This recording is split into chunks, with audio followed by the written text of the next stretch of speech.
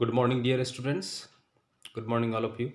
This is a video of class 11, and in this video, we are going to discuss about some of the properties of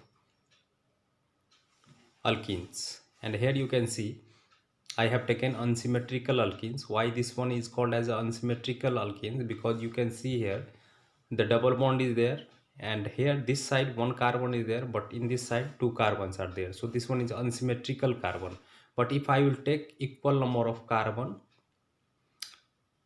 if I am talking about the left hand side of this double bond and right hand side of this double bond, equal number of carbon is there. So this one is called as a symmetrical alkenes. So there is no issue. You can add your hydrogen and bromine to any of the carbon, any of the side, no problem with that one.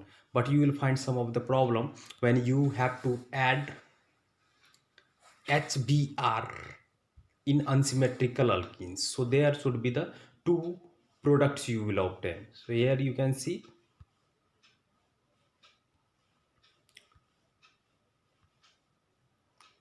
so here you will see that I am talking about this one unsymmetrical alkane.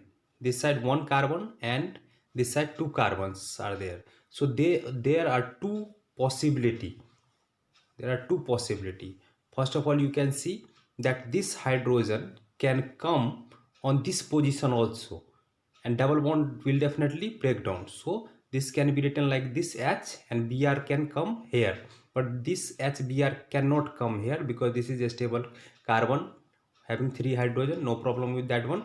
But there is a problem that hydrogen can come at this position also, and hydrogen can come at this position also. So there should be the two possibility. In first one, you can see that bromine came to here first position, so this structure you will get.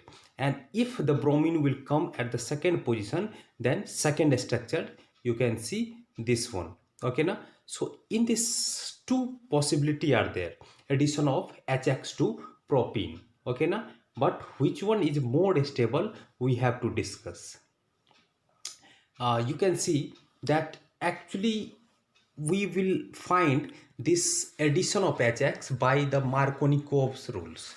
Markovnikov was a Russian scientist and who told that bromine, this bromine will go to that carbon which contains lesser number of hydrogen. Here you can see that bromine 2 bromopropane according to him was the stable one. So bromine will go, that negative part will go to that carbon which contains lesser number of carbon, and hydrogen will go to that carbon which contains more number of carbon. So according to him, this one would be the most stable one. So that 2 bromopropane is the stable one. Okay now, so this one is the addition of HX, and that can be done in unsymmetrical alkenes only. It cannot be done in the symmetrical alkenes, because in the symmetrical alkenes there is no issue that where hydrogen and bromine will go. At any position hydrogen and bromine can go. So there is no issue with that one. But the issue is there with the unsymmetrical alkene, and wherever you are seeing that unsymmetrical alkene should be there, then Markovnikov rule you will apply. That means negative part will go onto that carbon which contains lesser number of hydrogen. Okay, please wait. Okay, so we are going to discuss about the preparation of alkenes, and in very first method we will actually talk about the preparation from the alkynes. Okay, so as you all know that alkyne is one triple bond which is present in between carbon and carbon. So from alkynes we have to prepare alkenes. Okay, so we can actually use the hydrogen to react with this one.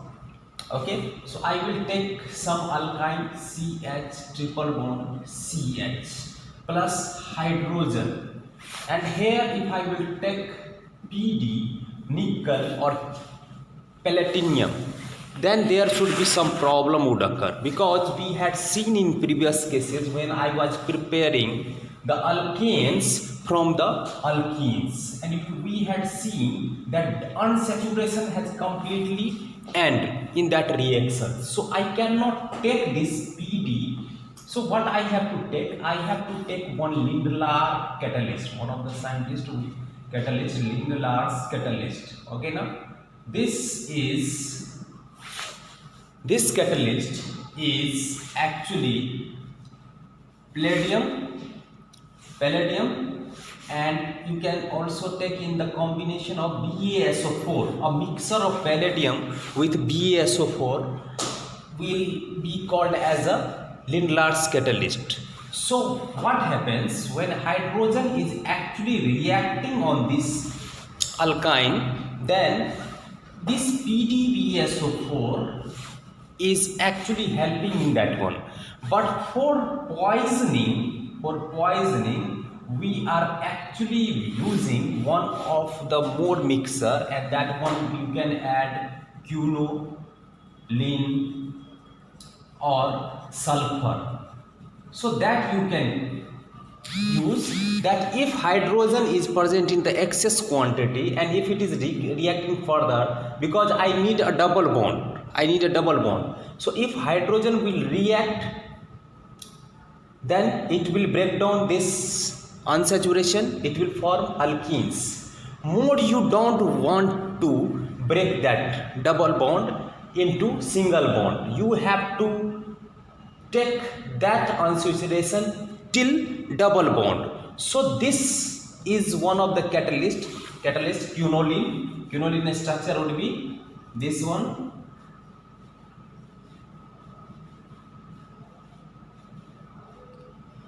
Here nitrogen will be there. This one is the structure of quinoline. So that quinoline or sulfur will poison this hydrogenation, that further more amount of hydrogen will not go and react with this one, and you will get your product, and that one would be the CH2 double bond CH2, because you have to prepare alkene. So here you can see that you will prepare CH2 double bond CH2.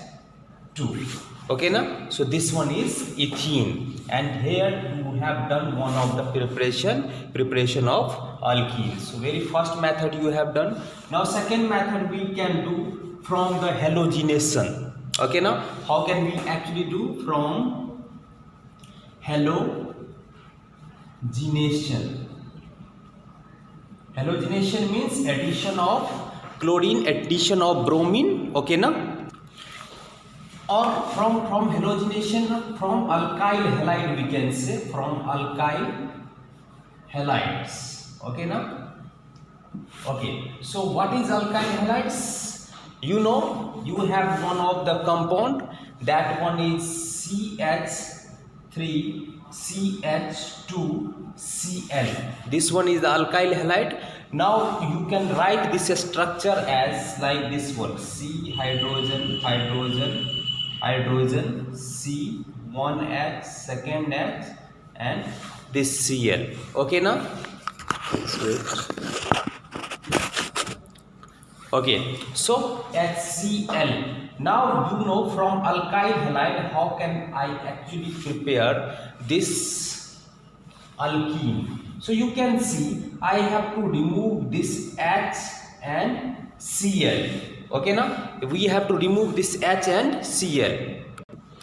But this reaction would be every time in the presence of some of the catalyst, and that one is alcoholic KOH, not aqueous KOH. Okay, now alcoholic KOH. So what will happen? This one is also known as elimination reaction, because this is alpha, this is beta position, beta elimination reaction it can also called as. Okay, now so here you can see this.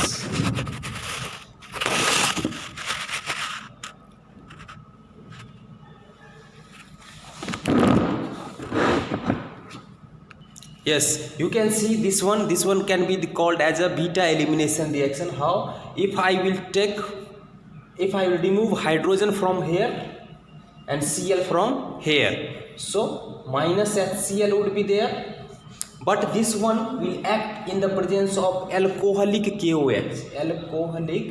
KOH, and the reaction you will get, and this one hydrogen will remove from here, chlorine will remove from here. So this one is also known as dehydrohalogenation reaction. Hydro means loss of hydrogen, D means loss, hydrogen loss, halogen is also loss. So this one from alkyl halide is also called as dehydrohalogenation reaction, and you will get this bond will come here. So you will get CH2 double bond CH2. Okay now, so this one is dehydrohalogenation reaction.